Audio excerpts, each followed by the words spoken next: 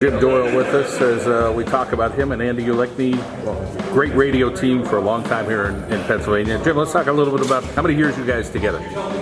Andy's first weekend with me was 1988. We did a Berwick at Nanico game on a Friday night. We drove all night and did a Bloomsburg University Norfolk game. So I figured if Andy was okay with that, he was going to be a keeper because he must have thought, well, what am I getting into? But that was the start of things. I've been doing things a lot longer than that, but we've been a team since '88. Let's talk about the cover Berwick football over the years, and here we are still in 2018. You're still going at it. Oh, it's been great. I mean, I just being at Crispin Field on Friday night just seems like the natural order of things. I mean, it's just such a special place, and to have been there with Coach Curry for all those years, actually his whole tenure, was just a privilege. I mean, going to talk to him every week was, I mean, besides the X's and O's and besides his great coaching ability, he was such a treat to be around. I mean, I'd come out of the field house crying with laughter. I mean, he just kept it fun. And you know, I love the summer. I never want it to end, although I love football.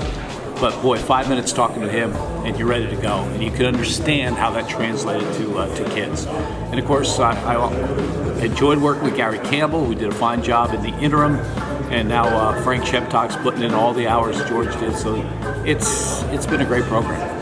Talk about the fun that you have with Andy, little things, whether you guys are on a car ride or maybe a little pre-game tradition that, you know, whether it's some M&Ms or some soda or pizza. At Crispin Field, it's Tuesday's Pizza and then donuts. I call it our Homer Simpson diet. I try to do that only one day a week. But yeah, and then the trips. People just assume, well, you're the announcer for that team, so you're there and the game goes on. But for instance, this year, we'll be in Kingston on a Friday night to do Berwick and Wyoming Valley West. And Bloomsburg University's game kicks off at noon in Erie. It's Mercyhurst. So do the math, do the geography. That's a tough trip, but they never consult us when they go put the schedules together. But yeah, there are some wild trips. Now, who's the driver? You or Andy? I'm the driver. Okay. He's the talker. Keeps me awake. Never stops. So that'll be a short little nap in the car. Yeah. One of the wildest weekends we ever had was Ron Paulus's sophomore year at Berwick. They opened the season in Riverfront Stadium in Cincinnati against a team from Ohio. And that night, Bloomsburg University played at Youngstown State. So when I heard the schedules, I thought, oh, great, they're both in the same state, but my geography of Ohio isn't very good. I didn't realize it's almost the whole state.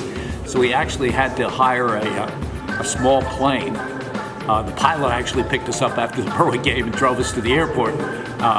So that was an experience, but there's been a lot of experiences. Of course, Berwick's run in the 90s was just, I mean, unbelievable. We saw some great teams and some great games. Bloomsburg University has had their fair share of great student athletes, and of course some great coaching there as well. You're looking forward to another positive year here in 2018? Yeah, that's been a great program to follow as well. I mean, going to Cal Davis in the year 2000, Cal Davis right next to Sacramento, they had their ticket punched. This was the national semifinals. They were sure they were going to the finals. In fact, their fans had Bama bound. Alabama was where the final was.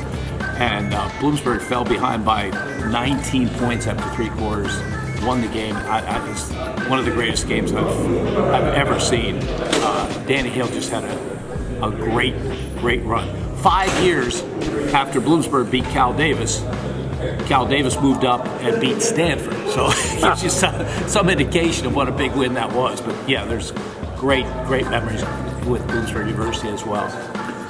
You guys, all these years, talk about any accidents, you hit any deer on any of these trips, anything crazy? No, we've been lucky in that regard, but there was a couple of years stretch where the PSAC, where Bloomsburg plays, admitted CW Post from Long Island. I hated that trip. I hated that trip worse than any trip we made. Even though when you play out in the West against Edinburgh and Cal IUP, they're longer trips in terms of hours. But we spent an hour on the George Washington Bridge one morning getting to that game. And I just had my heart in my throat. Are we going to get there? So, yeah, there's been some perilous trips. But good Lord's been with us on these trips. There's been some changes in the radio world over the years. You guys always seem to find a way to get through it all and stick with Berwick and Bloomsburg, and I think the whole community and the people that know what they're doing, they love having you guys as a part of both of them. Well, I appreciate it. We do get a lot of good feedback from fans, and it's just nice knowing that people care. People do care, and fellow broadcasters here in northeastern Pennsylvania always tuning in on a Friday night to maybe get the play call from Jim Doyle and Andy Ulicny, or maybe some high school football scores. They do a tremendous job with the Berwick Bulldogs, and on a Saturday matinee, the Bloomsburg University Huskies. A pleasure to see them along the way, out and about. And again, two professionals in the business. We're very blessed to have Jim Doyle and Andy Ulicny call Berwick Bulldogs football and Bloomsburg University Huskies football in northeastern and central Pennsylvania.